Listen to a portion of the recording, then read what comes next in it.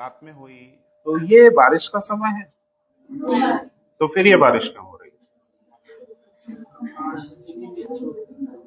हाँ हाँ, पश्चिमी विक्षोभ, ये क्या होता है? कोई बात करो बेटा।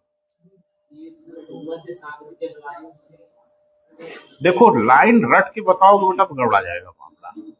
जैसे अक्सर मैं देखता हूँ कि कोई लाइन रट के और उस लाइन को रिपीट करते हो। जब भी आप कम्युनिकेट करिए, जब भी आप बातचीत करिए, तो नैसर्गिक रहिए, अपनी भाषा में जवाब दीजिए। और ये यहीं पे जरूरी नहीं है बेटा, आप जब मेंस में कॉपी लिखते हो तो वो ढेर सारे बच्चों के दिमाग में ये रहता है कि जैसे किताब में लिखा है वैसे लिख दें। जैसे हम लोग के दिमाग में एक आइडियल फॉर्मेट यही रहता है कि जैसा किताबों में किसी कंटेंट को लिखा जाता है, मेंस में हम वैसा ही लिख दें, बेड़ा गर्क हो जाएगा आपका। हमेशा अपनी भाषा में अपनी बात को कहनी है, ताकि ये समझ में आए एग्जामिनर को कि आप नेचुरल हो, रट के नहीं आए, और रट के लिख भी नहीं पाओगे मेंस में। तो जैसे जो बात कह रहे हो, मैं तुरंत समझ गया कि ये लाइन कहीं आपने देखा है, जिस लाइन को रिपीट कर रहे हैं आप। अभिव्यक्ति क्या है, इसके पीछे भावना क्या है, इसके पीछे कॉन्सेप्ट क्या है, उसकी समझ मुझे चाहिए। पश्चिम विक्षोभ तो कोई बता देगा क्या है, लेकिन ये क्यों आता है और किसी खास सीजन में ही काहे आता है, साल भर क्यों नहीं आता?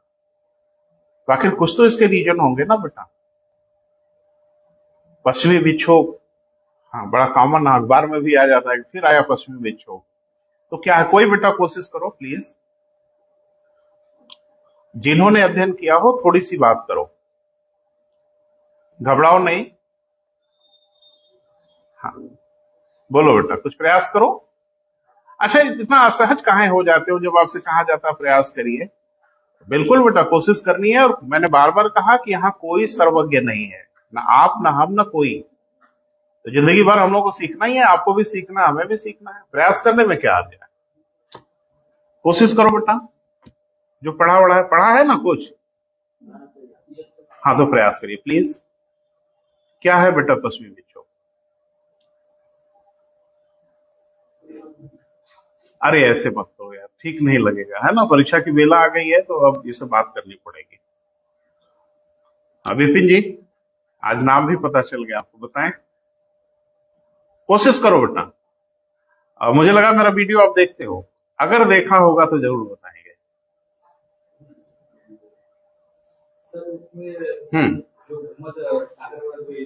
हाँ, उसमें सर माना जाता है कि जो पृथ्वी अपनी घूर्णन गति कर रही है सर, करियोन इस बल की वजह से, मतलब जो बल क्रिएट हो रहा है, तो वो मतलब पृथ्वी को है वो सर डायोड की ओर मुड़ जाती है।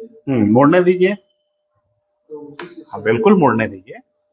तो साल भर मुड़ती होगी ना, कि जनवरी फरवरी मार्च में ही खाली मुड़ जाती है? अगर कोरियोलिस बल है, पृथ्वी की दैनिक गति है, तो ये साल भर होना चाहिए ना। तो ये आप देखोगे कि पश्चिमी विक्षोभ का जो असर होता है वो जनवरी से लेके फरवरी, कभी कभी मार्च तक, तो अभी मार्च तक एक्सटेंड हो रहा है, जो होना नहीं चाहिए। कृषि के लिए नुकसानदेह होता है हम लोगों के लिए।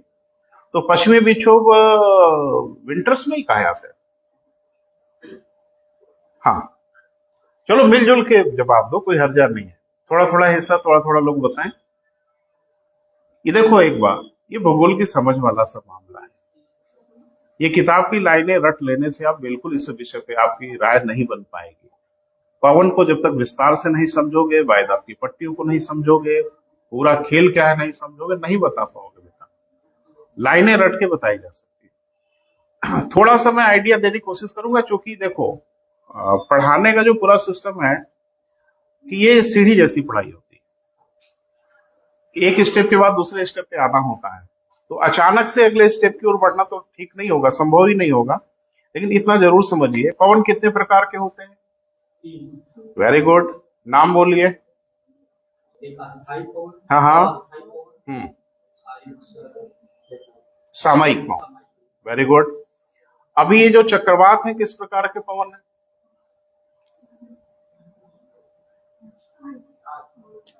तीन ही प्रकार के जब पवन होते हैं पूरी धरती पर, तो चक्रवात या प्रति चक्रवात भी इन्हीं तीन में से कोई ना कोई होगा। ये कौन वाला पवन होता है ये बेटा? मैंने कहीं देखा था कि ऐसे बुद्धि से जवाब दिया। मैंने कहीं पढ़ा है कि ऐसे मन कह रहा था और इसको देखो के ऐसे ही बोल दिया। अब सही बोल दिया। हाँ बिल्कुल, कॉमन सेंस से जवाब दिया कि अचानक से हुआ तो अस्थाई कैसे हो सकता है, तो बिल्कुल सही जवाब है, अस्थाई है। अस्थाई पवन कौन होते हैं? आज आपको मैं डराने वाला हूँ, है ना? आज मैं डराऊंगा थोड़ा, बहुत जरूरी है। विपिन बेटा कोशिश करो, अस्थाई पवन किसे कहते हैं, क्यों अस्थाई कहते हैं?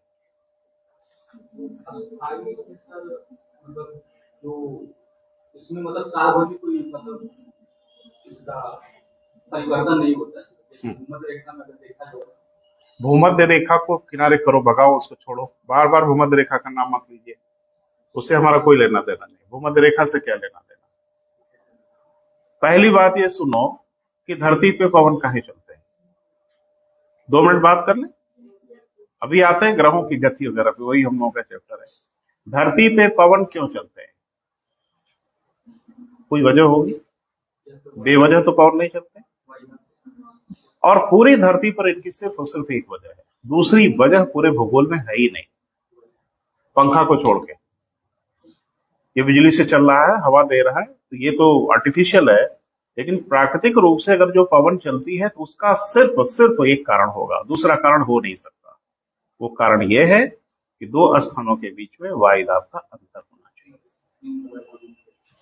अगर 2 स्थानों के बीच में वायु, अब जानते हो क्या समस्या है? अब वायुदाब क्या होता है, वायुदाब कैसे बनता है, वायुदाब का डिस्ट्रीब्यूशन कैसे होता है, अब ये भी ना जाने पवन कैसे पढ़ सकते हैं आप? तो वायुदाब का अंतर अगर है तो पवन चलेंगे, जिसको ज्योग्राफी की भाषा में दाब प्रवणता कहते हैं, प्रेशर ग्रेडियंट कहते हैं। तो दाब, जैसे एक चीज बताओ, पानी एक स्थान से दूसरे स्थान क्यों बहता है? भाई पानी एक स्थान से दूसरे स्थान काहे के लिए बहता है? जब ऊंचाई का अंतर होगा तभी पानी बहेगा, नहीं तो पानी नहीं बहेगा। पानी की मात्रा से कोई लेना देना नहीं कि पानी कम हो या ज्यादा हो। नदियों का पानी सागरों की ओर काहे जाता है? धरती की हर नदियां सागर की ओर क्यों जाती हैं? क्योंकि सागर धरती के सबसे ढाल वाले इलाके में है। क्लियर है? इससे धरती की हर नदियां भागती हैं किधर? सागर की ओर, पहुंच पाए चाहे ना पहुंच पाए। इस पानी को कहीं उड़ेल देंगे ना गिलास का, ये भी सागर की ओर भागने की कोशिश करेगा, अवकाश नहीं है इसकी, दरी सूख के खत्म हो जाएगा। लेकिन अगर प्रवाह ज्यादा होगा तो गिरते पड़ते ये सागर तक जाएगा जरूर। क्लियर है बेटा? तो पानी जैसे हमेशा ऊंचाई से ढाल की ओर बहता है, ऐसे ही पवन हमेशा उच्च दाब से निम्न दाब की ओर चलते हैं। तो पहला क्लियर हो गया कि पवन किधर से किधर चलते हैं बेटा? उच्च दाब से निम्न दाब की। ये क्लियर हो गया? कभी कंफ्यूजन हो तो दिमाग में रखिएगा, पानी किधर से किधर बहता है, ऊंचाई से ढाल की ओर। तो हाई प्रेशर ये भी ग्रेडियंट है, लेकिन ये ग्रेडियंट ऊंचाई का नहीं है, ये दाब का ग्रेडियंट है। दाब का अंतर होगा तो अच्छा। फिर आप देखते हो कभी पवन बहुत धीरे धीरे चलती है, पेड़ वेड़ के पत्ते देखने पड़ते हैं, चल रही है, हाँ तो थोड़ा हिला तो लगता है हाँ चल रही है, और कभी बताना नहीं पड़ता। पवन तो वो चलते हैं ना बेटा इस धरती पर, और शुक्र मनाइए ऊपर वाले को कि धरती को उस इलाके में आपको जगह मिली जिसका कहर नहीं झेलते आप। नहीं तो अमेरिका वालों से पूछिए पवन किसे कहते हैं। रिटन एविडेंस है, एक साइक्लोन ने चलती हुई ट्रेन को उठा लिया, खिलौना वाला नहीं, सचमुच की ट्रेन को लिफ्ट कर लिया। कितनी ताकत होगी हवा में? यहाँ तो ये हम लोग क्या जो आंधी वांधी आती है आदमी नहीं उठा पाते, है ना? और अमेरिका के हरिकेन ने चलती हुई ट्रेन को लिफ्ट कर लिया और 200-300 मीटर दूर ले जाके पटक दिया। इतनी ताकत होती है, पूरे इलाके को तहस नहस कर देती है। आखिरकार ये पवन को क्या परेशानी हो जाती है कि कभी एकदम धीरे धीरे, जैसे रात में आपने देखा पवन थोड़ा तेज थी जब बारिश आई, तो अब बहुत तेज नहीं थी, बहुत तेज आपको नहीं पता, ठीक है, तेज थी। तो ये क्यों ऐसा होता है? उच्च दाब से निम्न दाब की ओर चलेगी, बात समझ में आती है, लेकिन इसकी गति कैसे होगी? फिर थोड़ा रुकिए। पानी ऊंचाई से ढाल की ओर बहता है, अभी मैंने बताया, लेकिन पानी के बहने की गति किस पर निर्भर करेगी? फिर से सुनो बेटा, आत्मसात करिए, महसूस करिए, चीजें एकदम क्लियर है। पानी ऊंचाई से ढाल की ओर बहेगा, ये तो तय है, लेकिन बहने की गति किस पर निर्भर करेगी कि ढाल जितना अधिक होगा, पानी के बहने की गति उतनी अधिक होगी। वो तो ऊंचाई से ढाल की ओर जाएगा ही, कभी अलसाए हुए जाएगा और कभी बहुत तेजी से जाएगा। ये किस पर निर्भर करता है? ढाल कितना अधिक है।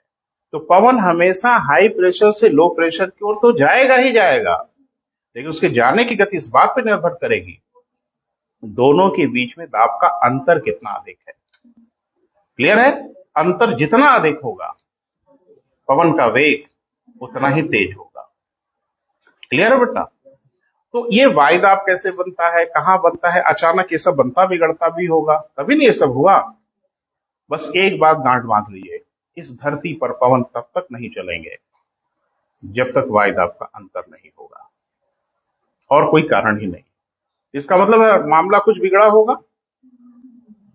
और बच्ची ने जवाब दिया सहज बुद्धि से कि यह सब अस्थायी पवन है। बिल्कुल है, इसमें कोई शक शुबहा नहीं है। तो अचानक ये सब कैसे हो जाता है, थोड़ा सा बात कर लेते हैं आपसे। एक्चुअल में 3 अस्थायी पवन है। आपने कभी पढ़ा होगा, पूर्वा है, पश्चिमा है और ध्रुवी पवन है। पूर्वा को हम लोग व्यापारिक पवन भी कहते हैं, ट्रेड विंड भी कहते हैं, है ना। और पश्चिमा को हम लोग विरुद्ध व्यापारिक पवन, विरुद्ध वाणिज्य पवन या एंटी ट्रेड विंड भी कहते हैं। पोलर विंड को, ध्रुवीय पवन को पोलर विंड इंग्लिश में कह देते हैं। ये सारा खेल बेटा पवनों के टक्कर का है, पवनें टकराती है। अब विंटर में ही काहे टकराती है,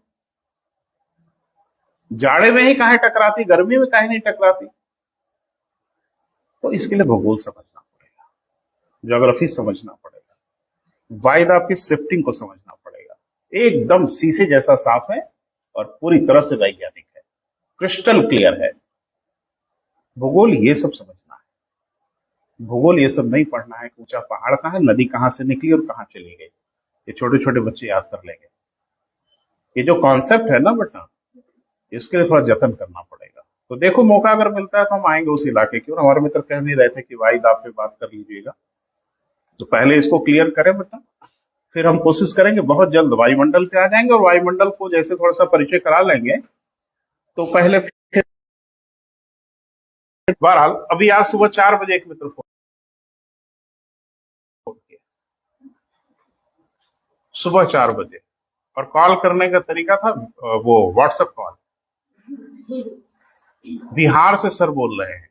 हमको बड़ा अच्छा लगा। हमका भैया जी फोन करने का ये सही समय है, 4 बजे सुबह। तुरंत काट दिया।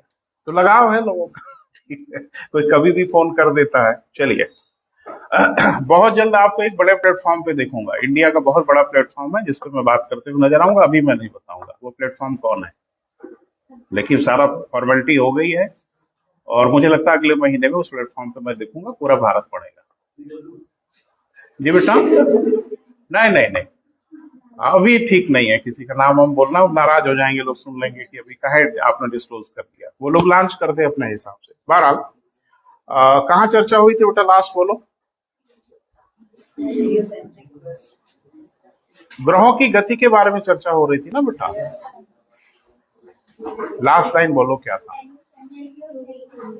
तो मैंने ये बताया था कि ग्रहों की गति के विषय में 2 प्रकार की विचारधारा थी।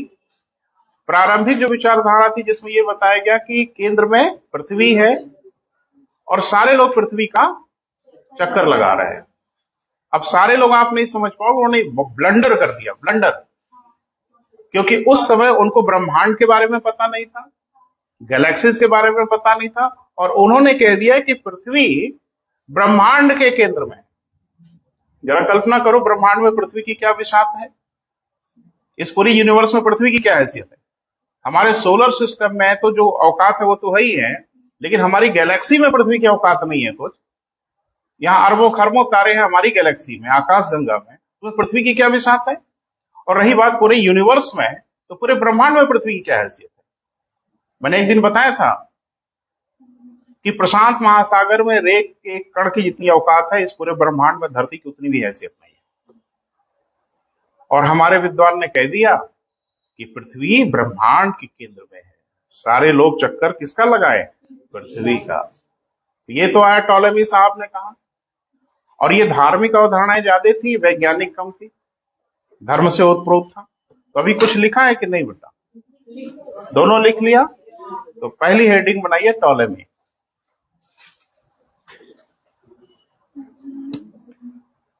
नाम लिखिए टॉलेमी का, टॉलेमी लिखें। इन्होंने सर्वप्रथम ग्रहों के गति के विषय में, इन्होंने सर्वप्रथम ग्रहों के गति के विषय में अपना विचार प्रस्तुत किया। इन्होंने सर्वप्रथम ग्रहों के गति के विषय में अपना विचार प्रस्तुत किया, परंतु इनका विचार वैज्ञानिक कम धार्मिक अधिक था।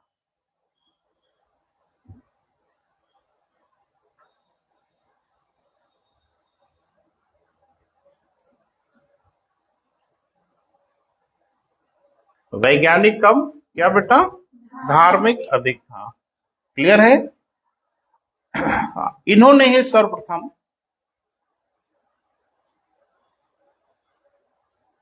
यह बताया कि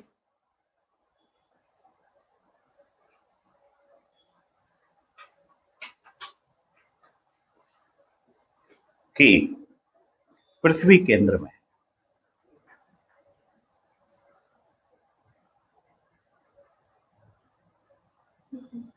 पृथ्वी केंद्र में है। ठीक है बेटा? एक बात ध्यान से सुनो।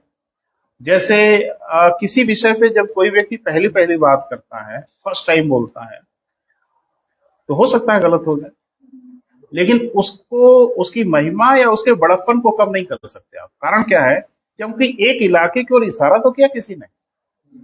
टॉलेमी के पहले किसी ने तो इस विषय में सोचा भी नहीं, लेकिन टॉलेमी पहले व्यक्ति थे जिन्होंने इस विषय पे कुछ सोच अपनी विकसित की। सही बोला गलत बोला बात की बात है, कहा तो किसी ने।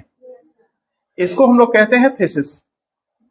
जैसे हम अभी कुछ बोले तो हलचल शुरू होगी, फिर आप प्रतिक्रिया दोगे कि अरे सर गलत बोल रहे हैं आप, फिर मैं कुछ प्रतिवाद करूंगा, फिर आप कुछ कहोगे, तो लास्ट में फिल्टर्ड आ जाएगा।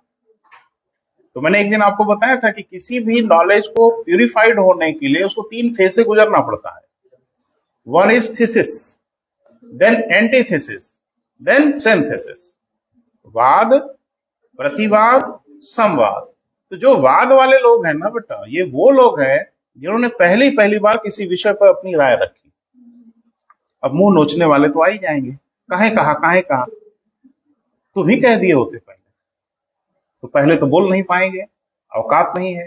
हाँ, कोई अगर बोलेगा तो उसका मुंह नोचने के लिए जरूर आ जाएंगे। तो टॉलेमी ने पहली बार बोला, सही बोला गलत बोला, जो भी बोला बोल दिया, लेकिन उसने विक्षोभ तो पैदा कर ही दिया।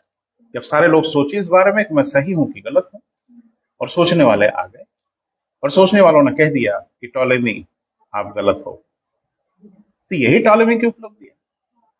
न उन्होंने ये कहा होता, न लोगों ने प्रतिवाद किया होता, न सत्य से आज हम वाकिफ होते।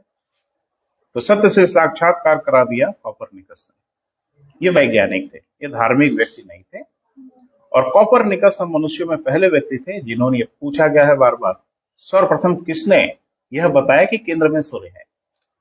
इसमें कई नाम आएंगे आपको विकल्प में, तो उसमें से चुनना होगा किसको बेटा? कॉपरनिकस। हेडिंग बनाइए कॉपरनिकस।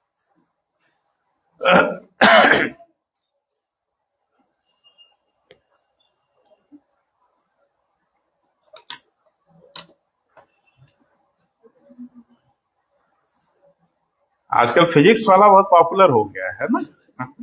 चलो, हाँ बिल्कुल बिल्कुल। चले आगे बढ़े। लिखें, कॉपरनिकस ने 16वीं शताब्दी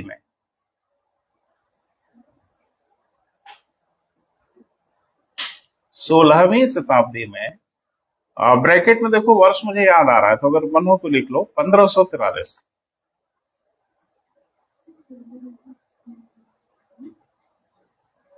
16वीं सदी यानी 1500। अच्छा, ये हिंदी हिंदी में समझ पाते हो ना? आजकल के बच्चे हिंदी वाला नहीं समझ पाते। 1543 है ना, 1543 में यह विचार प्रस्तुत किया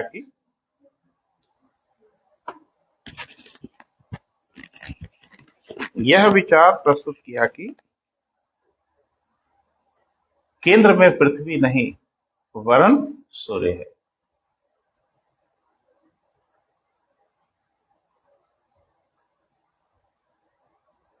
तो ठीक तो किया बेटा, लेकिन कुछ ज्यादा ही ठीक कर दिया, है ना?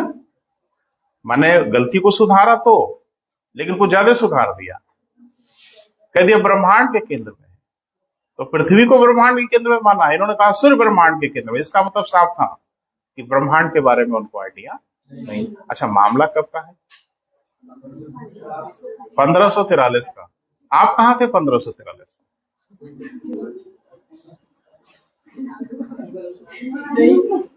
आपका मतलब हम लोग कहाँ थे? तो हम लोग तो ज्ञान विज्ञान से कोसों दूर थे, पढ़ाई लिखाई से कोसों दूर थे। उस समय ये बात कही जा रही है, तो आप क्या उम्मीद कर सकते हो कितना प्यूरिफाइड होगा? आपके यहाँ तो पता नहीं किसका शासन था। अगर इतिहास जानते हो तो, मैं थोड़ा कम जानता हूँ। तब बताइए, उस समय ये बता रहे हैं कि ऐसा ऐसा है, तो गलती हो सकती है, गलती इनसे हुई, लेकिन फिर इसको सुधारा गया। लिखें, परंतु इन्होंने बताया कि सूर्य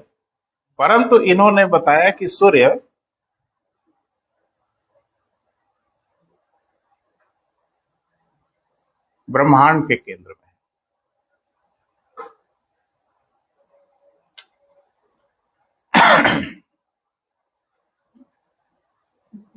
ब्रह्मांड के केंद्र में है। तो गलती तो हुई बेटा, एक सही किया लेकिन एक गलती हो गई। कारण क्या था? बहुत सिंपल है बेटा, नहीं आइडिया था लोगों को ब्रह्मांड का। उस समय ना हमारे पास कोई डिवाइस था, ना कोई तरीका था, ना कोई यंत्र था। हम नहीं समझ पा रहे थे कि ब्रह्मांड क्या है। हमको लगता था ये तारों का पूरा झुंड है, उसी में एक पृथ्वी है। ये सब गड़बड़ हो गया और इसको एकदम प्यूरिफाइड कर दिया केपलर ने,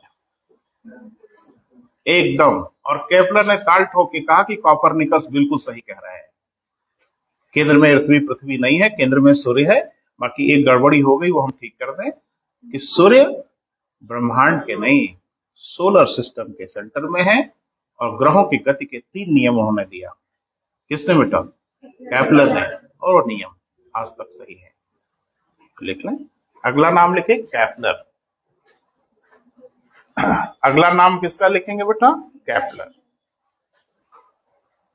तो केपलर ये सब झंझट में नहीं पड़े बेटा कि ब्रह्मांड क्या है, गैलेक्सी क्या है, आकाशगंगा क्या है। उन्होंने ग्रहों के बारे में अपनी राय दी।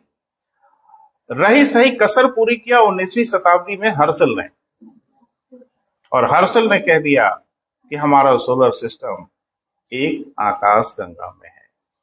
और उन्होंने अपनी आकाशगंगा को पहचान लिया और उसका नाम हम लोग मिल्की वे के नाम से जानते हैं, है ना? तो पहले केपलर पे आते हैं। हाँ, लिखें, केपलर ने कॉपरनिकस का समर्थन किया।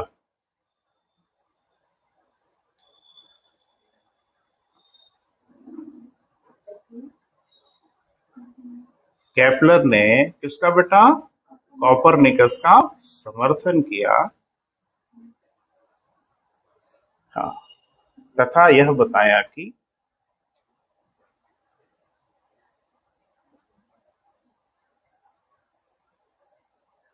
केंद्र में सूर्य है,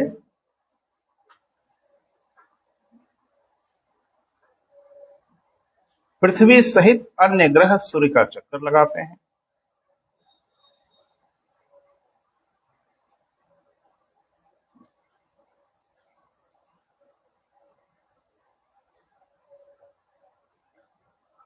पृथ्वी सहित अन्य ग्रह किसका बेटा? सूर्य का चक्कर लगाते हैं। क्लियर हुआ? तथा उन्होंने ग्रहों के गति के 3 नियम प्रतिपादित किए, 3 नियम दिए। उन्होंने ग्रहों की गति के कितने बेटा? 3 नियम प्रतिपादित किए, माने दिए। क्लियर है? अरे कुछ हाँ ना भी नहीं बोल रहे हो भाई। तकलीफ है तो बताओ, तकलीफ है, नहीं ठीक है तो वो भी बताओ, रिस्पॉन्ड करो। अब एक बात सुन लो बेटा, तीनों नियम तो हम आपको बताएंगे ही। है ना, क्योंकि मैंने अभी तक कोई पेपर नहीं देखा जिसमें केपलर के ग्रहों की गति का नियम न पूछा जाए। हाँ, पूछने का तरीका ऐसा होता है कि आपको पता ही नहीं चलता कि केपलर का नियम पूछा गया, लेकिन वो पूछते जरूर है घुमा फिरा के। तो एक बात ध्यान रखना, कभी भी आपसे केपलर के ग्रहों की गति का नियम नहीं पूछेगा। क्लियर है कि केपलर के ग्रहों की गति का पहला नियम बताइए, दूसरा नियम बताइए, तीसरा, कुछ नहीं पूछेगा। इसके अनुप्रयोग पूछेगा, व्यवहार पूछेगा। तो जब तक ये सिद्धांत आपको नहीं पता होंगे आप व्यवहार नहीं बता पाएंगे। अगर सिद्धांत आपको याद हो जाए सो फॉर सो गुड, लेकिन अगर सिद्धांत नहीं याद हो रहा तो व्यवहार कम से कम जरूर क्लियर होना चाहिए। तो मुझे तो याद है भाई, है ना, आप भी याद कर लेना तो ज्यादा बेहतर है। वैसे हम सिद्धांत भी लिखाएंगे, व्यवहार भी बताएंगे, दोनों काम करेंगे। पहला नियम लिखो, केपलर की गति का पहला नियम। और लाइन से कुछ मिलेगा नहीं बेटा, ये लाइन रट के कुछ नहीं मिलेगा, इसकी अनुभूति जब होगी तब कुछ मिलेगा, है ना। तो पहला नियम लिखिए, प्रत्येक ग्रह सूर्य के चारों ओर, प्रत्येक ग्रह सूर्य के चारों ओर दीर्घवृत्ताकार कक्षा में चक्कर लगाते हैं। प्रत्येक ग्रह सूर्य के चारों ओर इस प्रकार के बेटा दीर्घवृत्ताकार कक्षा, ब्रैकेट में लिख लीजिएगा एलिप्टिकल ऑर्बिट।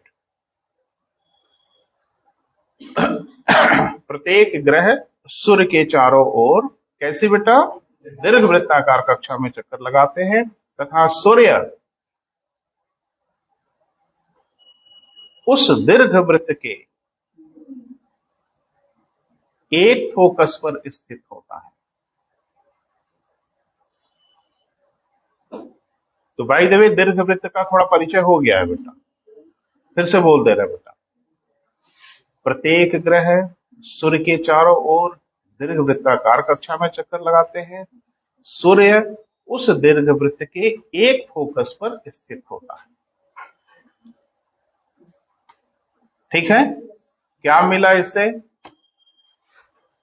कुछ नहीं मिला, कुछ लाइनें दिख रही हैं। तो ये तो पूछेगा नहीं कि केपलर का पहला नियम लिखिए, लिखने वाली कहां परीक्षा हो रही है। तो अब इसको थोड़ा महसूस करिए और फिर इससे बहुत सी चीजें आपको दिखेंगी, है ना बेटा। लाइन से कुछ नहीं दिखेगा, या कुछ दिखा हो तो बताइए। सौभाग्य से हमने इलेक्ट्रिकल ऑर्बिट पे थोड़ी सी चर्चा आपसे की थी, एक दीर्घवृत्ताकार कैसा होता है, तो फिर से बात कर लेते हैं बेटा, कोई हर्जा नहीं। जैसे इस तरह की आकृति को हम लोग क्या बोलेंगे बेटा, दीर्घवृत्त। और मैंने बोला था कि दीर्घवृत्त में दो फोकस होते हैं, हाँ, ए बी, हाँ, फोकस 1 फोकस 2। अब केपलर ने जो कहा वो करके दिखाते हैं बोर्ड पे। केपलर ने कहा कि प्रत्येक ग्रह सूर्य के चारों ओर दीर्घवृत्ताकार कक्षा में चक्कर लगाता है। सूर्य इस दीर्घवृत्त के केंद्र पर नहीं, एक फोकस पर स्थित होता है। या तो इस पे मानिए या इस पे मानिए, लेकिन दोनों जगह नहीं, दो ठो सूरज नहीं है, एक है। तो किस पे मान लिया जाए? हाँ, कहीं मान लो, उसे कोई हर्जा नहीं। हम मान लेते हैं कि सूरज यहां है। और जैसे ही आपने ये डिजाइन क्रिएट की वैसे ढेर सारी समस्याएं आके खड़ी हो गई, वैसे ढेर सारी प्रॉब्लम क्रिएट हो रही है। और पहला तो प्रॉब्लम यही कि अब प्रत्येक ग्रह सूर्य के सामने हमेशा एक बराबर दूरी पर नहीं होगा। दिख रहा है? इस रास्ते पे जब आप चलोगे तो क्या सूर्य से हमेशा बराबर दूरी पर होगे? तो अगला बवाल तो यही आ गया। तो जाहिर सी बात है कि इसमें तो कोई ग्रह हर जगह विद्यमान होगा बेटा। ध्यान से सुनिए, समझने की कोशिश करिए, और दिक्कत है तो मुझसे बात करिए। अगर इस रास्ते पे कोई ग्रह चलेगा बेटा, एक बात तो एकदम क्लियर दिख रही है कि वो अलग अलग स्थानों पे होते हुए गुजरेगा। 365 दिन में पृथ्वी एक चक्कर लगाती है, अगर आप पृथ्वी की बात करें तो जाहिर सी बात है कि पृथ्वी अगर एक चक्कर लगाएगी तो जो चरम स्थितियों में जरूर आएगी, वो तो हर जगह से गुजरेगी, लेकिन कम से कम इस दो पॉइंट को जरूर छुएगी साल भर। पॉइंट ए पे जब आएगी तो सूर्य के सबसे पास होगी, और पॉइंट बी पर जब होगी तो सूर्य से सबसे अधिक दूरी पर होगी। ज्योग्राफी में इन पोजीशन का नाम दिया गया, इसको हम लोग क्या कहते हैं बेटा? पेरीहेलियन। हिंदी में उपसौर्य या उपसौरिका, उपसौरिका भी कहते हैं या उपसौर कहते हैं, है ना बेटा। और इसको अपहेलियन या सौर्य भी कह देते हैं, लेकिन हिंदी में अपसौरिका भी कही जाती है। क्लियर है बेटा? ये केपलर के पहले नियम से ही ना पता चला, और कैसे पता चला कि कहीं से भविष्यवाणी हो गई थी? जब हमने केपलर का पहला नियम देखा, बोर्ड पे एग्जीक्यूट किया, तो ये दिख रहा है कि दो चरम स्थितियां तो जरूर आएंगी। अब एक तीसरा नाम आएगा, F side line. F side रेखा किसे कहते हैं? खूब पूछना है आपसे।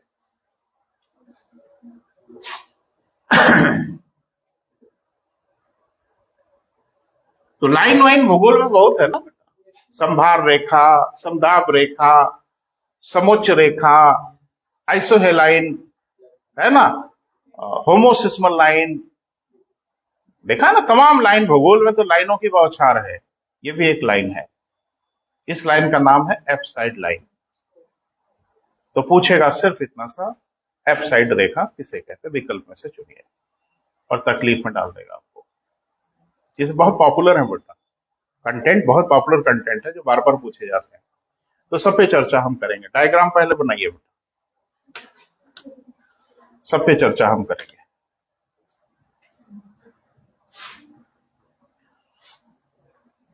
अब ये क्या है बेटा? केपलर के पहले नियम का व्यवहार है, तो व्यवहार ज्यादा जरूरी है। बाहर चले जाएं, हाँ साइड हो जा रहा है। मैं मुझे लगा यही आदेश हो रहा है क्या, अगर बाहर ही चले जाते हैं। हो गया बेटा? थोड़ा जल्दबाजी करिए, आज थोड़ा आगे तक बढ़ना है, नहीं तो रह जाएंगे घूम फिर के हम लोग। शुरू किया जाए बेटा?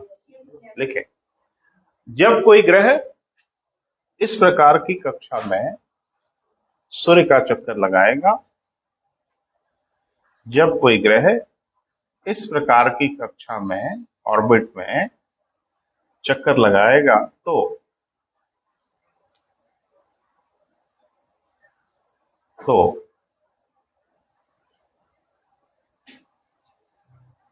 दो चरम स्थितियों में अवश्य होगा, एक्सट्रीम पोजीशन।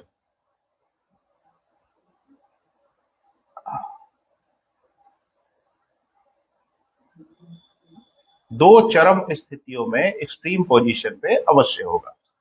पृथ्वी ही नहीं बेटा, कोई भी ग्रह दो चरम स्थितियों से जरूर होगा। पृथ्वी का थोड़ा सा ध्यान देके इसलिए पढ़ते हैं कि पृथ्वी का वर्ष हम लोगों को पता है, हर ग्रह का वर्ष आपको नहीं पता है, इसलिए तारीख नहीं पूछी जा सकती, ना हम बता पाएंगे। लेकिन पृथ्वी का वर्ष चूंकि हमसे रिलेटेड है, इसलिए वो पूछ लेते हैं, है ना बेटा। हाँ, एक सूचना के साथ भाई, देखिए विपिन जी, मेरी क्लास जब खत्म होगी तो आपसे बात करेंगे। इनका हमने रोक दिया था, है ना, तो मैं जैसे समाप्त करूंगा ये 10-5 मिनट आपसे बात करेंगे, सहयोग करिएगा। 12, तो पहला हेडिंग बनाइए बेटा, पेरीहेलियन। पहला, चरम स्थितियां कौन कौन सी है बेटा, थोड़ा लिख तो लिया जाए। तो पहला क्या बेटा? पेरीहेलियन। हिंदी इंग्लिश किसी में लिखो, हिंदी में उपसौर्य।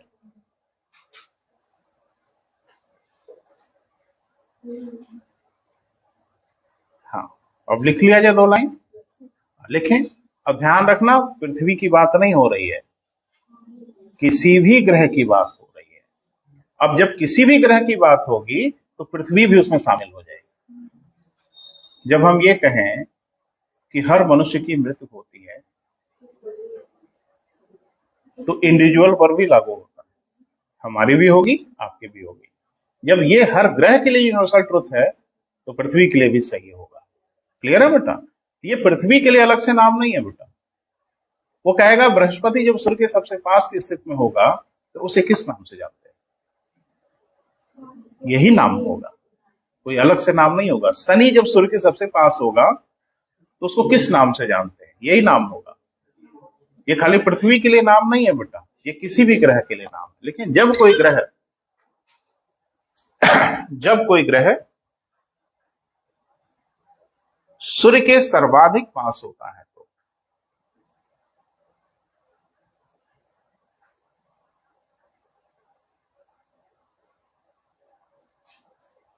जब कोई ग्रह सूर्य के सर्वाधिक पास होता है तो उस स्थिति को, उस पोजीशन को पेरीहेलियन कहा जाता है।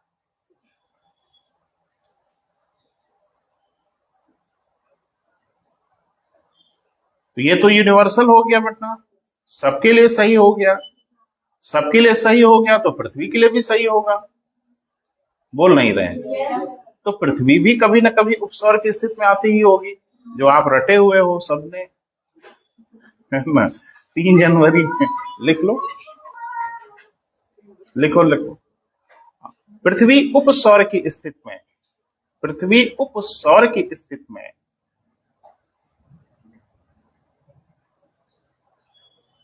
प्रतिवर्ष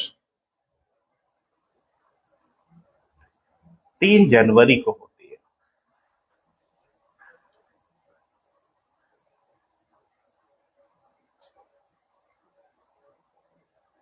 क्लियर है बेटा? तो सभी रटे हैं बच्चे, एक आध बार हमने पूछा था, आपने बताया भी था। तो इसका कुछ फर्क पड़ेगा? 3 जनवरी को सूर्य के सबसे पास अगर होगी तो कुछ ना कुछ असर तो होगा। सबसे अधिक गर्मी प्राप्त करती है, यानी पृथ्वी सबसे अधिक सूर्यताप जो प्राप्त करती है वो किस तारीख को? 3 जनवरी को। कितना अधिक? हाँ, काहे भाई, जो पढ़े हो तो ये भी पढ़ो। लिखो, नेक्स्ट पॉइंट बना के लिखो। 3 जनवरी को पृथ्वी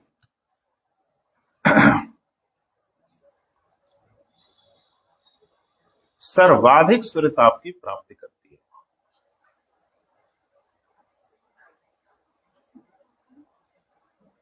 सर्वाधिक सूर्यताप की या सूर्य की गर्मी की प्राप्ति करती है। यह सामान्य से 7% अधिक होता है। यह सामान्य से कितना बेटा? 7% अधिक होता है, 7% अधिक होता है। क्लियर है?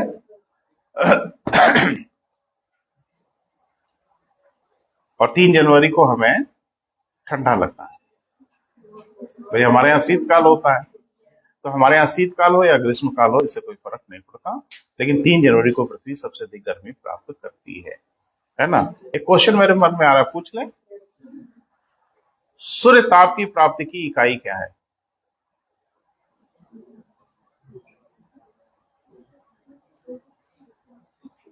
जिसको कहते हैं सोलर कांस्टेंट, सौर स्थिरांक।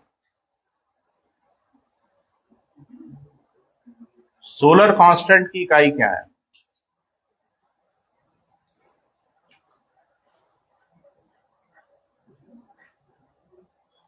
गूगल मत यूज करिए।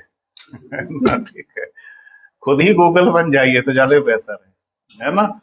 वैसे मैंने सुना नहीं कि परीक्षा में मोबाइल लेके अलाउड रहता है, तो वैसे ही यहाँ पे बने रहिए। और नहीं, वो सापेक्ष नहीं। यूनिट जो है ना, यूनिट क्यों सापेक्ष होगी? यूनिट तो यूनिट होगी, सबकी अलग अलग यूनिट है। सोलर कांस्टेंट सबका अलग अलग है। सोलर कांस्टेंट की इकाई है लैंगल। कुछ तो शायद जिंदगी में पहली बार सुन रहे हो, है ना। लैंगल किसे? एक लैंगल कितना होता है? अच्छा, 1 किलोमीटर कितना होता है? तो आइडिया है ना। 1 AU कितना होता है? आइडिया है। 1 मीटर कितना होता है? आइडिया है। 1 लैंगल कितना होता है? नहीं है आइडिया आपको। क्यों? क्योंकि नहीं गुजरा है नजर से। और कौन सी परेशानी है? गुजर जाएगी, बात खत्म हो जाएगी। तो लैंगल ये है बेटा कि किसी भी ग्रह के 1 वर्ग सेंटीमीटर पर, जैसा महसूस करिए मैं क्या बोल रहा हूं, 1 वर्ग सेंटीमीटर पर 1 सेंटीमीटर लंबा और 1 सेंटीमीटर चौड़ा वर्ग बनाया जाए तो प्रति मिनट जितनी ऊर्जा की प्राप्ति होगी उसको उस ग्रह का सोलर कांस्टेंट कहा जाता है। क्लियर है? और इसको नापते हैं किसमें? लैंगल में। तो 1 वर्ग सेंटीमीटर पर प्रति मिनट अगर 1 कैलोरी की ऊष्मा प्राप्त हो रही है तो उसको 1 लैंगल कहेंगे। चेहरा बता रहा है कि पहली बार सुन रहे। ठीक है, अच्छी बात है, कोई घबराने की जरूरत नहीं है। तो 1 वर्ग सेंटीमीटर पर प्रति मिनट अगर 1 कैलोरी उष्मा की प्राप्ति हो रही है तो उसको 1 लैंगल कहेंगे, और पृथ्वी का सोलर कांस्टेंट 2 लैंगल है। अब इसका क्या मतलब है?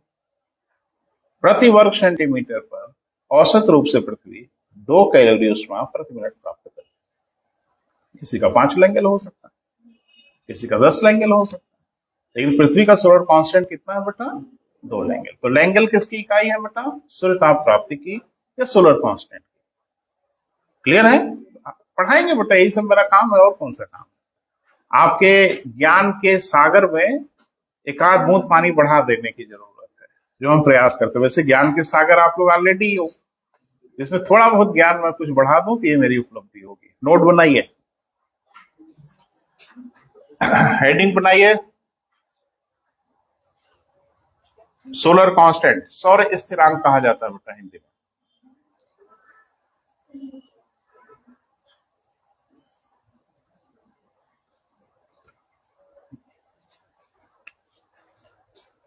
ठीक है, अब समेटते चले बेटा, वक्त बहुत ज्यादा बचा नहीं है, तो अलग अलग हम बात कर नहीं पाएंगे। जो जहां आता है टॉपिक वही निपटाते हैं उसको। तो इसको हम लोग बोलते हैं बेटा, तो पढ़ने में तो लगता है कि लैंगले है, लेकिन इसको पढ़ा जाता है लैंगल। क्लियर है बेटा? क्या पढ़ते हैं हम लोग? लैंगल। लिख ले, इसकी इकाई क्या है बेटा? लैंगल है। लिखें, 1 लैंगल का अभिप्राय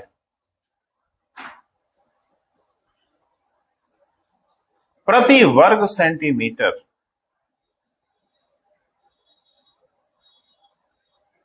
प्रति वर्ग सेंटीमीटर प्रति मिनट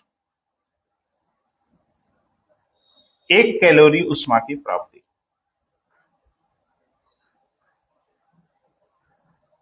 फिर से बोले बेटा?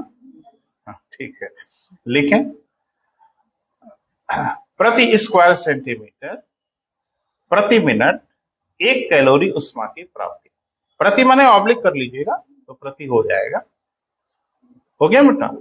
पृथ्वी का सौर स्थिरांक, ये ज्यादा जरूरी है बेटा, पृथ्वी का सौर स्थिरांक 2 लैंगल है।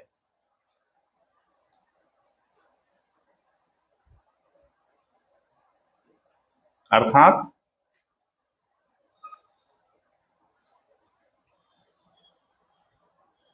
अरे अर्थात माने कुछ निकला? अर्थात पृथ्वी 1 वर्ग सेंटीमीटर पर प्रति मिनट 1 नहीं 2 कैलोरी उष्मा की प्राप्ति करती है। क्लियर है बेटा? एरिया नहीं बढ़ाएंगे, प्रति मिनट भी नहीं छेड़ेंगे, बस ये देखेंगे उसमें उष्मा की कितनी प्राप्ति हो रही है। तो पृथ्वी की जो प्राप्ति है वो कितनी है बेटा? 2 लैंगल है। क्लियर है? याद रखिएगा, दिमाग में बैठा लीजिएगा, इस सौर स्थिरांक कितना है पृथ्वी का? वो 2 लैंगल है। और 2 लैंगल का मतलब मैंने बताया कि प्रति वर्ग सेंटीमीटर पर प्रति मिनट 2 कैलोरी उष्मा प्राप्त करती है धरती, औसत रूप से। क्लियर है बेटा? कुछ हमारे मित्र घबरा रहे हैं कि सब काहे बता रहे हैं, आराम आराम से गति उति पढ़ा रहे थे। नहीं नहीं, सब जानिए। आगे बढ़े बेटा। अपसौर्य, उपसौर्य हो गया ना बेटा? आगे लिखो अपसौर्य।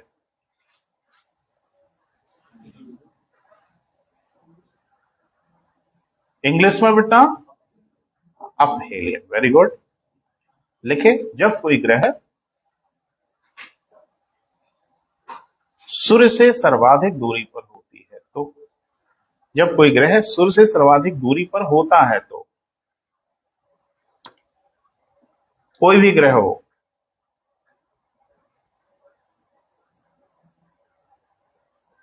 तो उस स्थिति को, उस पोजीशन को अपसौर्य या अपहेलियन कहते हैं।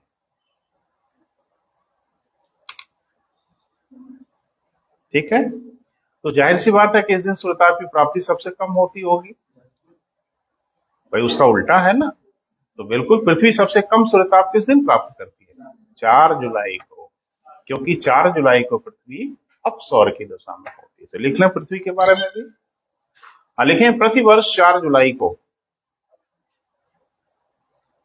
पृथ्वी सूर्य से सर्वाधिक दूरी पर होती है, अर्थात प्रतिवर्ष 4 जुलाई को पृथ्वी सूर्य से सर्वाधिक दूरी पर होती है, अर्थात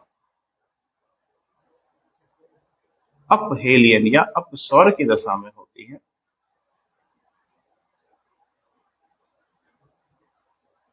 ठीक है बेटा। इस दिन पृथ्वी सबसे कम सूर्यताप की प्राप्ति करती है, औसत से 7% कम।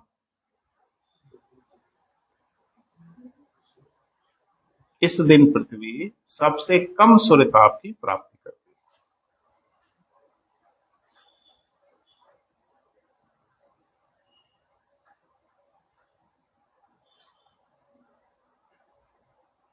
ठीक है बेटा। अब देखो, इज्जत रखना है आप लोगों को बेटा, आगामी परीक्षा में 1-2 रिजल्ट जरूर देना। वैसे प्रयास है कि सबका रिजल्ट आ जाए, लेकिन इज्जत खराब मत करना बेटा, रिजल्ट आना चाहिए।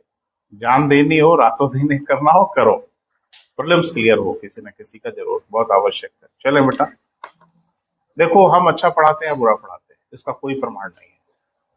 इसका सिर्फ एक प्रमाण है, आपका रिजल्ट। आपका रिजल्ट अगर आ गया तो हम अच्छे हैं, और आपका अगर रिजल्ट नहीं आया तो हम वहां चौपट हैं। आप हमें अच्छा बुरा कह सकते हो। एक बाहर के आदमी के लिए मेरा एक प्रमाण है कि आपका रिजल्ट आया तो मानेगा अच्छा पढ़ाते होंगे, नहीं आया तो नहीं मानेंगे। भले आप कहें कि नहीं अच्छा पढ़ाते, कौन मानेगा भाई? तो जाहिर सी बात है, किसी इंस्टीट्यूट या किसी टीचर या किसी की उपलब्धि तभी होती है जब उसके बच्चे रिजल्ट देने लगे। अच्छा बुरा तो दुनिया पढ़ाती है, ताल तो यहाँ सभी ठोकते हैं कि हमसे बेहतर कोई है ही नहीं है धरती पर। भाई जितने टीचर है सब तो ताल यही ठोकते हैं ना कि हमसे बढ़िया कौन है। लेकिन बढ़िया का परिभाषा सिर्फ एक है बेटा, तो आपका रिजल्ट आए तो सब कुछ बढ़िया है, नहीं है तो बेकार है सब कुछ। ठीक है, तो रिजल्ट आएगा। किसको किसको लग रहा है कि मेरा रिजल्ट सर्दिया होगा? लो निराशा उत्पन्न कर रहे हो भाई आप। चले आगे बढ़े, अगला नाम लिखें एफ साइड रेखा। बिल्कुल आएगा बेटा, कोई बृहस्पति ग्रह से नहीं आता, और आप हैं उस रेंज में, घबराने की जरूरत नहीं है। लिखें एफ साइड रेखा।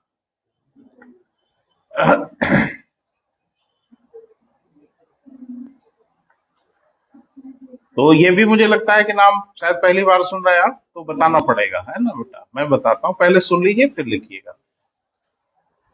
किसी ग्रह की, ध्यान से सुनना और महसूस करना, शब्द के पीछे मत पड़ो, एहसास करो, फीलिंग करो क्या कहा जा रहा है। इसमें यह कहा गया कि किसी ग्रह की उपसौर्य और अपसौर्य वाले स्थान को मिलाने वाली काल्पनिक रेखा। फिर से सुनो, मैंने क्या बोला? किसी ग्रह की उपसौर्य और अपसौर्य वाले स्थानों को मिलाने वाली वह काल्पनिक रेखा जो सूर्य के केंद्र से होकर गुजरती है। देखा? तो यही तो है एफ साइड लाइन। और ये वास्तव में क्या होती है? उस दीर्घवृत्त का दीर्घ अक्ष होती है जिसपे कोई ग्रह सूर्य का चक्कर लगाता है। लो, ये तो लग रहा है सर के ऊपर से निकल गया। इसको मैंने क्या बोला था? ये दीर्घ अक्ष है ना बेटा? और वास्तव में एफ साइड रेखा कुछ और नहीं है, ये इसी कक्षा का क्या है बेटा? दीर्घ अक्ष है। परीक्षा में पूछेगा एफ साइड लाइन इनमें से क्या है, विकल्प तो दे दे कि आपको तंग कर ही देगा वो। किसी कक्षा का लघु अक्ष है, किसी कक्षा का दीर्घ अक्ष है, वो क्या क्या विकल्प देंगे आप परेशान हो जाएंगे। तो क्या है बेटा? दीर्घ अक्ष है। अगर यह विकल्प होता है तो यही सही, और नहीं अगर यह विकल्प आता है तो उपसौर्य और अपसौर्य वाले स्थानों को मिलाने वाली काल्पनिक रेखा, तो यह भी सही है। दोनों बात तो एक ही है ना बेटा? उपसौर्य और अपसौर्य वाले स्थानों को मिलाने वाली काल्पनिक रेखा ये कहलाती है एफ साइड रेखा। और ये एफ साइड रेखा भले कहलाती हो, लेकिन अगर ज्योमेट्री के हिसाब से देखें यह रेखा तो दीर्घ अक्ष है उस दीर्घवृत्त। क्लियर है? लिख लो। आप क्या सोच रहे हो बेटा, बोलो। देखो पढ़ लेते हैं हम आपकी आंखों को, तो अगर कुछ है तो बोल दिया करो। चले लिखे, किसी ग्रह के दीर्घ अक्ष, किसी ग्रह के उपसौर्य तथा अपसौर्य वाले स्थानों को मिलाने वाली काल्पनिक रेखा। ऐसी कोई रेखाओं का है नहीं, कल्पना की गई है। मिलाने वाली काल्पनिक रेखा जो सूर्य के केंद्र से होके गुजरती है।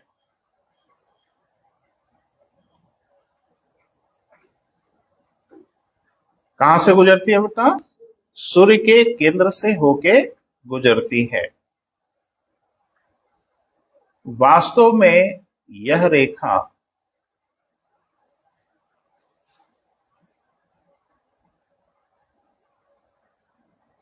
उस दीर्घवृत्त का दीर्घ अक्ष होता है। एलिप्टिकल ऑर्बिट का मेजर एक्सिस होता है, उस दीर्घवृत्त का दीर्घ अक्ष होता है जिस पर कोई ग्रह सूर्य का चक्कर लगाता है।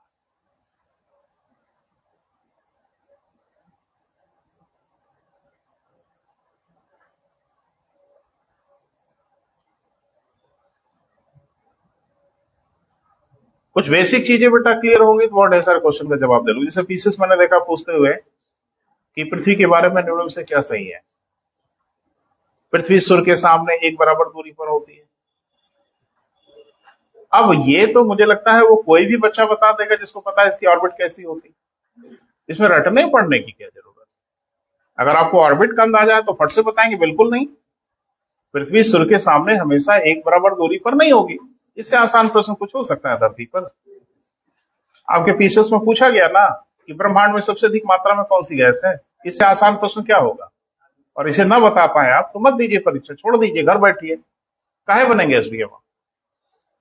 भाई बेसिक चीजें भी नहीं बता पाएंगे, आपसे क्या पूछा जाए? कुछ ना कुछ तो पूछा ही जाएगा ना बेटा। तो ऐसा नहीं है बेटा हमेशा तथ्यात्मक चीजें ही पूछते हैं, कुछ अवधारणात्मक पूछते हैं। अगर इलिप्टिकल ऑर्बिट का आइडिया है तो खेल खत्म। ढेर सारे ऐसे प्रश्न पूछेंगे जिसका जवाब आप, लेकिन आईएएस वाले थोड़ा खेल खेलते हैं। अब उसने क्या पूछा वो जरा समझिए। उसने ये पूछा कि क्या कोई ग्रह सूर्य के चारों ओर एक समान गति से चक्कर लगाता? पृथ्वी सूर्य के चारों ओर जो चक्कर लगाती है उसकी गति हमेशा एक बराबर रहती है। अरे कुछ बोलेंगे? या अचानक कभी गति बढ़ती है? बढ़ती होती तो हम लोगों को पता चल जाता। जैसे गाड़ी वाड़ी में बैठे रहते, अचानक कोई एक्सीलेटर बढ़ाता है तो ऐसे हो जाते हैं ना। तो अचानक अगर पृथ्वी तेज गति बढ़ाती तो पता चल ही जाता, हाँ बड़ी। तो ऐसी अनुभूति तो बिल्कुल नहीं होती। तो सहज बुद्धि से कह सकते हैं कि पृथ्वी हमेशा एक बराबर चाल से सूर्य का चक्कर लगाती है और आप हैं गलत। पृथ्वी एक बराबर चाल से सूर्य का चक्कर नहीं लगाती है। ठीक है भैया जी, ये पोल तब खुलेगी जब आप केपलर का दूसरा नियम पढ़ोगे। लिखें केपलर का दूसरा नियम।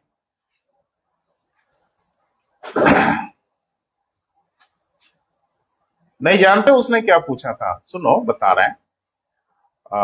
बुद्धिमान बनना है बेटा हम लोगों को, है ना।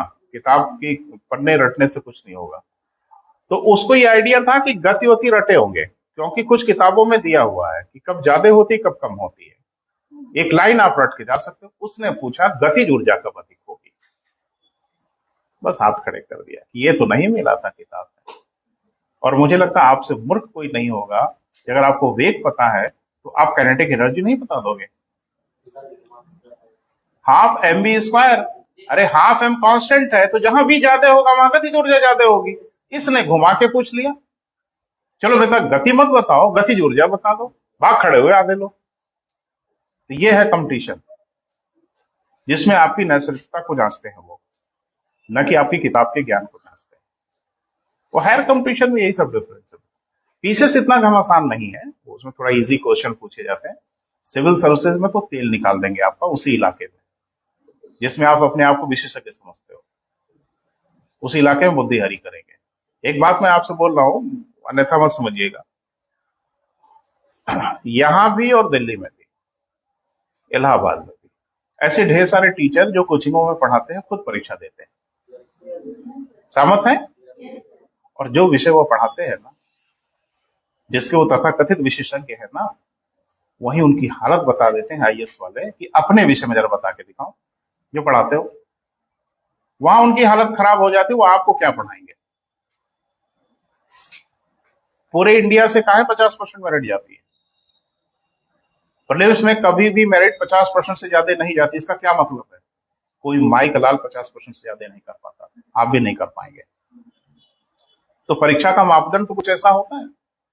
वही एक ऐसी परीक्षा है बेटा जो सबकी औकात बताती है, बच्चों की भी और टीचरों को भी, कि अपनी हैसियत में रहिए, उड़ान मत भरिए जाते, अभी बहुत कुछ पढ़ना है। तो वहां तो सीधे सीधे नहीं ही पूछेंगे ना बेटा। और जिसकी समझ होगी, जो चीजों को इंटरप्रिटेट कर पाएगा, जो चीजों को महसूस कर पाएगा, वही बता पाएगा। थीसिस में तो अभी भी थोड़ा इजी है। और एक दिन मैं सुन रहा था, हमारे मित्र कह रहे थे कंपटीशन आसान था, मुश्किल होता जा रहा है। कंपटीशन कभी भी आसान नहीं था और कंपटीशन कभी भी मुश्किल नहीं है। आज से 10 साल पहले भी जो टॉपर थे वही एसडीएम बने, और अभी भी जो टॉपर होंगे वही बनेंगे, आगे भी जो टॉपर होंगे वही बनेंगे। हर वक्त में कंपटीशन एक बराबर होता है, वो कभी इजी नहीं रहता। हर समय काल के सापेक्ष जो कंपटीशन का लेवल रहता है, उस समय के सापेक्ष के हिसाब से बेस्ट ही होता है। आज वो बेस्ट है, कल इससे बेस्ट होगा, लेकिन वही सिलेक्शन लेंगे जो उस दौर में बेस्ट होंगे। अरे गरे का थोड़ी हो जाएगा भाई। आज से 20 साल पहले जो कंपटीशन था, डेफिनेटली उसका लेवल बदल गया, लेकिन आज से 20 साल पहले तो यूट्यूब भी नहीं था, तो दिमागों की साझेदारी भी नहीं होती थी। किताब पढ़ के लिख के जितना आप समझ पाए वही आपकी समझ होती थी। कोचिंग भी नहीं होती थी, तो उस समय भी बेस्ट ही सिलेक्शन लेते थे। आज भी बेस्ट सिलेक्शन ले रहे हैं, कभी भी बेस्ट सिलेक्शन लेंगे। और आसान कभी नहीं रहता। और आज आसान है कंपटीशन, कल मुश्किल होगा, परसों और मुश्किल होगा। तो बस ये समझिए, जिस दौर में आप परीक्षा देते हैं उस दौर का बेस्ट ही होता है कंपटीशन, हर दौर में बेस्ट होगा। अब किसी आईएएस से मिलिए, पूछिए सर किस बैच के हैं, तो कहें 83 बैच के। अरे हम समझ गए, अच्छा आसान था। आप भले ही पैदा ना हुए हो, 83 में है, वो ठीक ठाक लेवल रहा होगा, है ना बेटा। तो ऐसा नहीं, कभी कंपटीशन इजी नहीं होता, हमेशा बेस्ट होता है अपने दौर के हिसाब से। चलिए आगे बढ़िए। दूसरा नियम जरा पढ़ते हैं और देखिए इसमें से क्या क्या निकलता है काम की चीजें। लाइनों से नहीं कुछ मिलेगा बेटा, जब इसको इंटरप्रेटेट करेंगे, जब इसको महसूस करेंगे, तो बहुत सी चीजें बाहर निकल के आएंगी। केपलर के पहले नियम की लाइनों से क्या मिला था, जब हमने इंटरप्रेटेट किया तो बहुत कुछ निकला। तो दूसरे नियम को भी इंटरप्रेटेट करना पड़ेगा। एक बात मुझे बताइए, जैसे चाल वाल पढ़ा होगा आप लोगों ने। अरे भाई, कभी गणित वणित पढ़ते समय चाल, वेग और स्पीड और फलाना ढमाका तो पढ़ा ही होगा ना। ऐसे कहां साफ्ट हो जा रहे हो भाई। चाल में क्या पढ़ा था? रेखीय गति, लीनियर मोशन, सर्कुलर मोशन, ये सब तो पढ़ा था हम लोगों ने, कि कोई वस्तु जब सीधी रेखा में चले उसको रेखीय गति कहेंगे, कोई वस्तु जब गोल गोल घूमने लगे तो सर्कुलर मोशन कहेंगे। कभी क्षेत्रीय गति पढ़ा है? क्षेत्रीय, एरियल वेलोसिटी, ये केपलर गढ़े, इसलिए आज तक दिखा नहीं आपको। ये केपलर का गढ़ा हुआ नाम है, थोड़ा सा देख लीजिए क्या कह रहे हैं, हम आपको इंटरप्रेटेट करके समझाते हैं। लिखिए तो क्या कहा बेटा, वो जरा देखें। आधी लाइन है और परमाणु बम है, ये पूरा धमाका है। लिखें, किसी ग्रह की क्षेत्रीय चाल नियत होती है।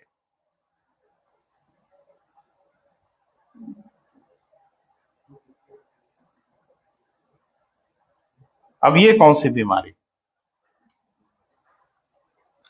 किसी ग्रह की क्या बेटा क्षेत्रीय चाल नियत होती है। केपलर साहब कह के निकल लिए। अब समझो क्या इसका मतलब है। तो ये क्या कह रहे हैं, क्षेत्रीय चाल नियत है, क्या मतलब समझ पाए आप? इतना ही बोले बेटा।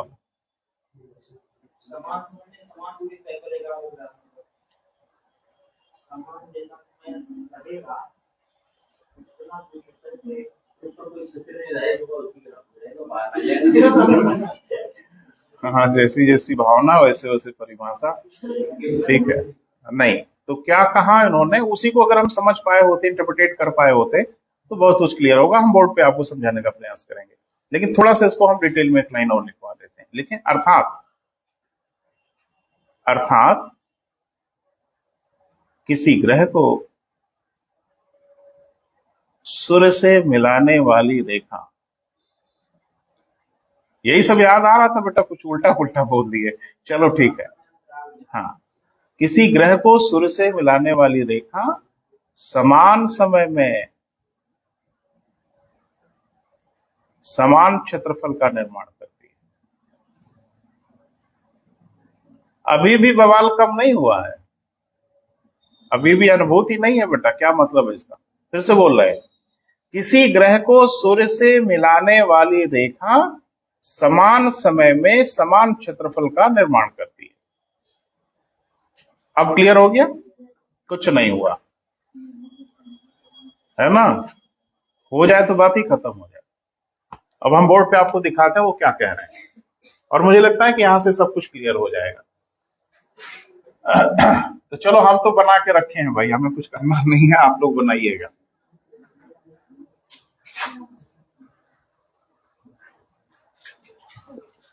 इस रास्ते पे कोई ग्रह चलेगा बेटा? थोड़ा सा समझिए, सब कुछ क्लियर है। तो मान लीजिए कि हमने ग्रह को यहां पकड़ लिया, इस जगह पे, माने यहीं से हम रीडिंग लेना शुरू किए। तो केपलर जो कह रहा है उसको करके दिखाते हैं। किसी ग्रह को सूर्य से मिलाने वाली रेखा, मिला लीजिए, दिख रहा है बेटा? ये हो गई, यही ना हुई? तो उन्होंने क्या कहा, किसी ग्रह को सूर्य से मिलाने वाली रेखा समान समय में समान क्षेत्रफल का निर्माण करती है। कौन? रेखा, है ना भैया जी? तो चलो बनवाते हैं क्षेत्रफल। हम मान लेते हैं कि 4 घंटे बाद हम देखते हैं ग्रह कहां पहुंचा। अभी जब हमने इसको पकड़ा तो इस समय हो रहा था 12 बज रहा था। अब देखते हैं, चलो लाइन थोड़ा सीधी कर दे बेटा, टेढ़ी दिख रही। अब देखते हैं कि अगले 4 घंटे में ग्रह कहां पहुंचा। भाई रुका तो नहीं रहेगा, अपनी ऑर्बिट में कुछ ना कुछ तो आगे बढ़ेगा ही। तो हम मान लेते हैं कि यहां चला आया। कितनी देर में? 4 घंटे में। तो यहां से यहां आने में इसको कितना लगा बेटा? 4 घंटे लगा। ये उदाहरण हम मान रहे हैं, बाकी कोई घबराने की जरूरत नहीं है। दिन भी लिख सकते हैं, कुछ भी लिख सकते हैं, कोई फर्क नहीं पड़ेगा। तो 4 घंटे में ये रेखा इस जगह से इस जगह पे आ गई, हाँ या ना? तो 4 घंटे में इस रेखा ने एक क्षेत्रफल का निर्माण कर दिया। वो क्षेत्रफल कौन सा, जरा देख लो। वो क्षेत्रफल ये है।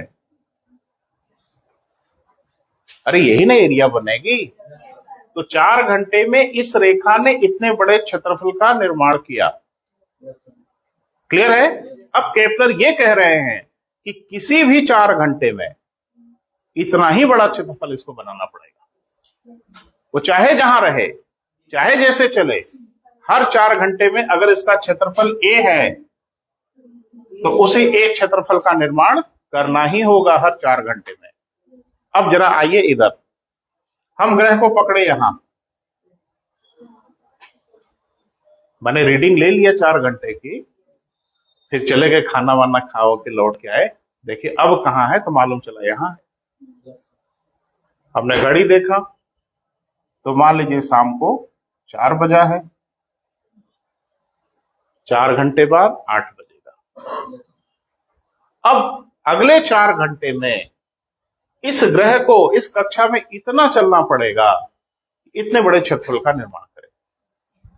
बोल नहीं रहा बेटा? लेकिन एक बात और नोटिस करो, इस 4 घंटे में कक्षा में इतना चला है। बोल नहीं रहे? क्षेत्रफल चाहे जो भी बना हो उसको छोड़ दीजिए, लेकिन 4 घंटे में कक्षा में जो उसने दूरी तय की वो तो इतनी ही तय की ना, हाँ या ना? मान लीजिए ये दूरी r है, ये वाली। अब एक बात मुझे बताइए, अगले 4 घंटे में अगर r दूरी कक्षा में चले तो क्या उतना क्षेत्रफल बन जाएगा? अरे भाई ये है ना, चलो हम ये ले आते हैं, यहां आ गया। मान लें कक्षा की दूरी अगर बराबर रखते हैं तो क्या आप ये कह लेंगे कि ये दोनों क्षेत्रफल बराबर है? नहीं। ये तो आंख से भी देख के लग रहा है कि बिल्कुल नहीं है, किसी हालत में नहीं है। ज्योमेट्री आए चाहे ना आए, ये क्षेत्रफल और ये क्षेत्रफल बराबर है, जबकि ये भी कितना है बेटा? r है। तो अब क्षेत्रफल बड़ा करने के लिए क्या करना होगा? अब कक्षा में ज्यादा चलना पड़ेगा। भाई ये रेखा तो बड़ी होने वाली नहीं है, बड़ा क्या कर सकते हैं? कक्षा में अपना स्पेस बड़ा कर सकते हैं। तो मुझे लगता है यहां ना होके वो कम से कम यहां जब आएगी तो शायद ये क्षेत्रफल बराबर हो। बोल नहीं रहे हैं? कुछ नोटिस किया? क्षेत्रफल जाए भाड़ में। अब जरा देखो कक्षा में कितना चला। यहाँ पे r चला और मुझे लगता है यहाँ पे शायद 2r चला। कितनी देर में? 4 ही घंटे में। कुछ पल्ले पड़ा? जब कोई ग्रह सूर्य के करीब होना शुरू होता है तो कक्षा में उसकी चाल बढ़ने लगती है। अब प्रश्न है बेटा, पृथ्वी की गति सबसे कम किस तारीख को होती है? थोड़ा सोच के। कक्षा में पृथ्वी की चाल सबसे कम कब होगी? जब वो सबसे अधिक दूरी पर हो। 4 जुलाई को। कक्षा में पृथ्वी की चाल सबसे अधिक किस तारीख को होती है? 3 जनवरी को होती है। क्लियर है भैया? तो मुझे लगता है डायग्राम तो चिक चिक के कह रहा है कि जब को ग्रह को पास आना होगा तो उसकी चाल को बढ़ानी होगी, क्योंकि चाल नहीं बढ़ेगी तो क्षेत्रफल उतना बन ही नहीं पाएगा। ये केपलर के दूसरे नियम से मिला। और आपने केपलर का नियम तो याद कर लिया था, इंटरप्रिटेट नहीं किया। तो इंटरप्रिटेट करना है। अब यहीं से बहुत कुछ मिलेगा। किसी ग्रह की गतिज ऊर्जा सबसे कम कब होगी? सोच के बेटा, थोड़ा सोच के बताइए। जब उसकी चाल सबसे कम होगी, क्योंकि गतिज ऊर्जा बराबर क्या होता है बेटा? Half mv²। ये तो कांस्टेंट है। अरे किसी ग्रह का द्रव्यमान थोड़ी बदल जाएगा रास्ते में। अब क्या बदल रहा है? v। तो जहां v अधिक होगा वहां गतिज ऊर्जा अधिक होगी। अरे भाई, kinetic energy is equal to ये है, तो साफ साफ दिख रहा है कि kinetic energy is directly proportional to v। जहां v अधिक होगा वहां काइनेटिक एनर्जी अधिक होगी, और जहां v कम होगा वहां काइनेटिक एनर्जी माने गतिज ऊर्जा। तो किसी ग्रह की गतिज ऊर्जा सबसे अधिक कब होगी? उपसौर की दशा में।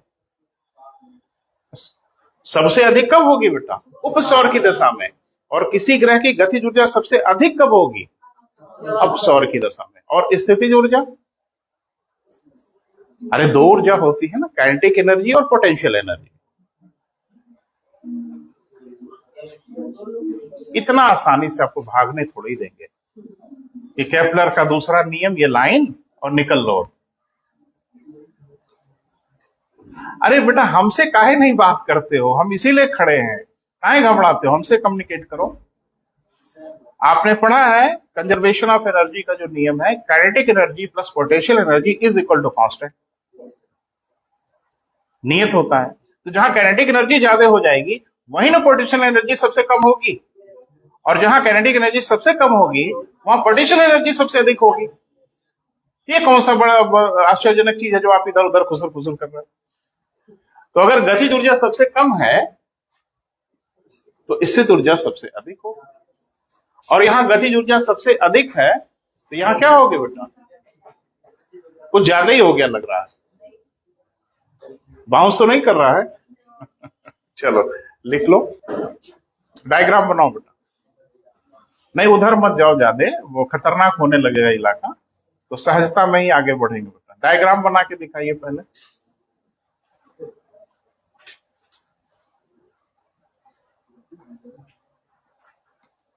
तो आज तो मुझे लगता है बहुत बड़ा भ्रम दूर हो गया कि एक बराबर चाल से नहीं चलता है ना।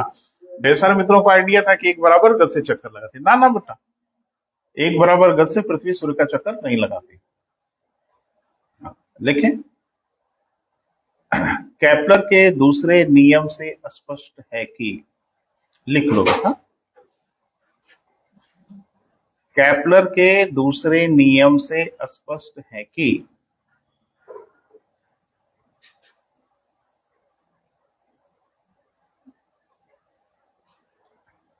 कोई ग्रह सूर्य के चारों ओर एक समान चाल से चक्कर नहीं लगाता। कोई ग्रह नहीं लगाता। तो जब कोई ग्रह नहीं लगाता तो पृथ्वी भी नहीं लगाएगी। क्लियर है बेटा?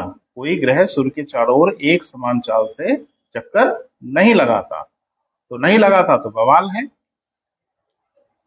पहला लिखो, उपसौर की दशा में उपसौर्य की दशा में, उपसौर्य माने समझ रहे हो क्या बेटा? सबसे पास, वेरी गुड। उपसौर्य की दशा में किसी ग्रह की कक्षा में चाल सबसे अधिक होती है।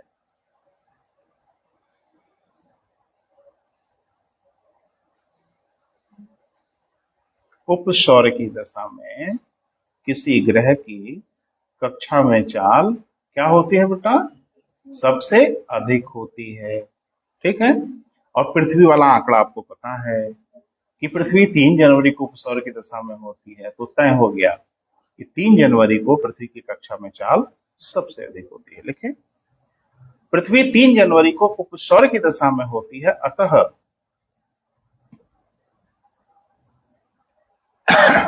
3 जनवरी को पृथ्वी की कक्षा में चाल सबसे अधिक होती है।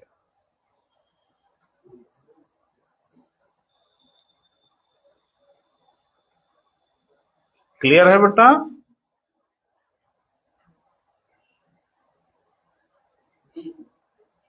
बड़ा देर से रिस्पॉन्ड किए भाई। चलो ठीक है, कुछ तो बोले। अच्छा, लिख रहे थे उस बीच में, चलिए दूसरा लिखिए। हाँ, तो सोचे हम ही बोल देते हैं ना, चले।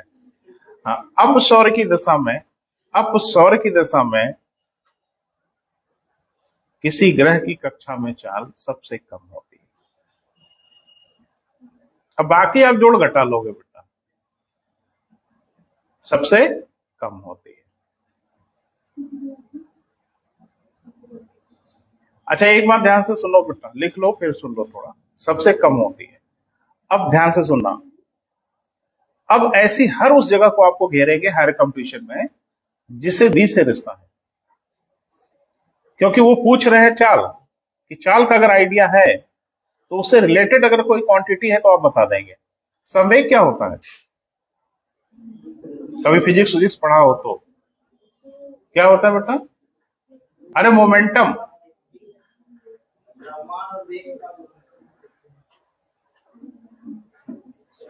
क्या हाल है भैया जी, है ना? साइंस में भी माशाअल्लाह है। संवेग बेटा बोलो, द्रव्यमान गुणे वेग। तो उसमें परिभाषित किया गया है ना बेटा, किसी वस्तु का जो लगाया गया बल है उसके संवेग के समानुपाती होता है, ऐसा कहा गया। संवेग जो होता है वो द्रव्यमान इंटू वेलोसिटी होती है। जैसे पिक्चर उक्चर देखे होगे ना? पिक्चर देखते हैं? नहीं, एकदम नहीं देखते। अच्छा, पिक्चर देखना कौन गुना है भाई? बिल्कुल देखिए, पिक्चर से हम बहुत कुछ सीखते हैं। हम पूरी दुनिया नहीं घूम सकते, पिक्चर वाले घुमा देते हैं, तो बहुत कुछ हम देख लेते हैं, अप्रत्यक्ष रूप से हमारा ज्ञान बढ़ता है। तो पिक्चर में आपने देखा होगा ना कि कोई एक्शन मूवी वगैरह देखा होगा, तो किसी के ऊपर कोई गोली दागता है ना, धंधनाते हुए फायर करता है, और वो फिर मुस्कुराते हुए ऐसे कर देता है। क्यों? बुलेट प्रूफ जैकेट पहने हैं, है ना? ये पिक्चर में खाली होता है। अगर बीबी पहने हो ना और एलएमजी से फायर कर दिया जाए तो तुम 10 मीटर दूर जाओगे उड़ के, और पिक्चर वाला नहीं ऐसे झाड़ में। तो एक्चुअल में है क्या मामला वो जरा समझिए। जैसे एक ट्रक का धक्का लगता है आपको, तो बड़ा हैवी प्रेशर आता है ट्रक का। ट्रक अगर धक्का लगे, ट्रक से थोड़ा भी धक्का लग जाता है तो बहुत ज्यादा हैवी प्रेशर फील होता है। क्यों? क्योंकि उसका संवेग अधिक है। मान लीजिए उसकी गति 30 किलोमीटर ही है ट्रक की, तो वेग और गुणे द्रव्यमान, ये आएगा उसका संवेग। उसका मोमेंटम ज्यादा होता है। तो मोमेंटम को दो चीजें प्रभावित करती है, एक द्रव्यमान और एक वेग। उसका द्रव्यमान ज्यादा है, वेग भले कम हो, गुणा करोगे तो ठीक ठाक संवेग आएगा। और वही हाल होता है बुलेट का। बुलेट का द्रव्यमान तो कम होता है, वेलोसिटी बहुत अधिक होती है, और उसका संवेग बहुत हैवी होता है। और बता तो रहे ना, बुलेट प्रूफ जैकेट पहनो, इंजन दाग दिया जाए 10 मीटर दूरी से तो हवा में उड़ जाएंगे आप, क्योंकि वो संवेग अपना असर तो दिखाएगा। उस बल को रोकने के लिए शक्ति तो चाहिए ही चाहिए ना बेटा। जैसे ट्रक टकराए साइकिल से, साइकिल उड़ के चली जाती है कहाँ, वही हाल होगा पिक्चर को छोड़ के। है ना, पिक्चर में तो कुछ भी दिखा सकते हैं। तो संवेग वेलोसिटी और द्रव्यमान से जुड़ी हुई फेनोमेना है। इसलिए बुलेट को रोकने के लिए सबसे बढ़िया उपाय होता है बालू की बोरियां। इससे बढ़िया उपाय धरती पे नहीं। कंक्रीट की दीवार भले छेद देगा, लेकिन बालू की बोरियों को पार करने में कहर गुजर जाएगा, उनकी औकात नहीं है। तो रेत क्या करता है, उसके सारे मोमेंटम को डिस्ट्रीब्यूट कर देता है। इसलिए आप देखते हैं कहीं अंकर बंकर बनाते हैं ना, तो बालू की बोरियां लगाते हैं। वो कोई बुलेट सुलेट उसको पार नहीं कर पाएगी, वो चाहे किसी से फायर करे। स्टील की दीवारें हैं, वो हो सकता है पेनिट्रेट कर दें। कंक्रीट की दीवारों को आपने देखा है कि अगर लगातार बुलेट से फायर किया जाए एलएमजी वगैरह से, तो ढहने लगती हैं, टूटने लगती हैं। और बालू की बोरी ना बड़ी ताकतवर होती है, सब जब्त कर लेती है। इसीलिए रोकने के लिए हमेशा हम लोग रेत की बोरियां लगाते हैं, मोमेंटम को खत्म कर देता है एकदम। तो अब एक चीज बताइए कि अब यहां तो द्रव्यमान कांस्टेंट है बेटा, ग्रह का द्रव्यमान तो रास्ते में बदलने वाला नहीं है।